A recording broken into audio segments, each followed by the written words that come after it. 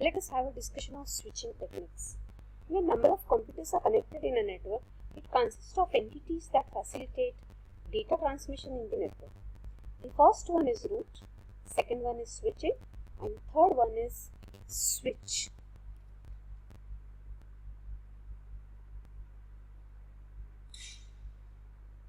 In a communication network, as seen here, we can see that the links between the computers or nodes are referred as roots, whereas whenever there is a way to select the root or a new node, it is called as switching. And an intermediate node which is specially used to enroute this is called as switch.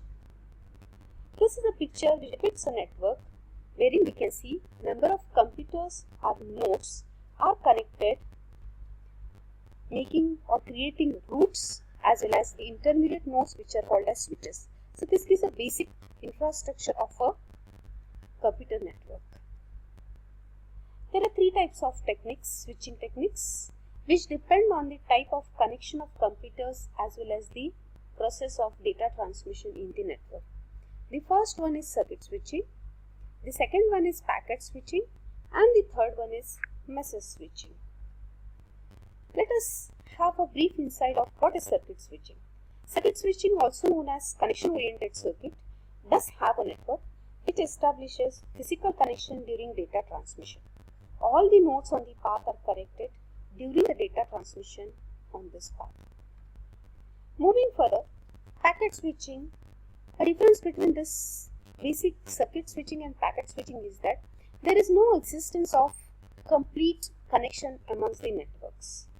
In packet switching, the packet of a message necessarily does not travel by same path. Rather, they take any available path and reach the destination. Special case does exist in packet switching known as virtual circuit switching, where packets take the same route to reach the destination. As if what can be said, if these three computers which are seen here are sending the data packets through the same path, what is looked into is that at the end, each of them select their own destination, although they travel by various different paths.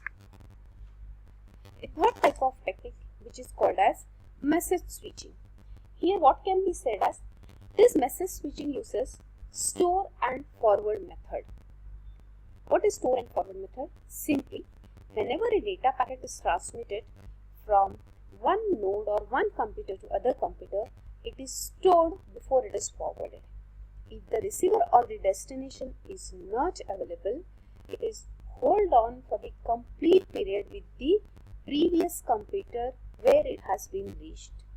As and when the next receiver or the destination is available, it is forwarded, and hence such a type of switching technique is called as message switching, which specifically uses store and forward method.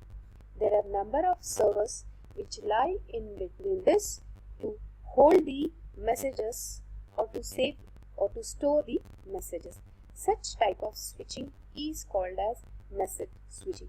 So switching plays an important role in computer networks because this is how the data is being enrouted from one computer or from one node to other node.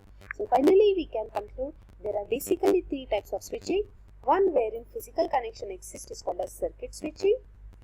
The one wherein the packets are being sent through wireless mode which can take different paths. They are called as packet switching.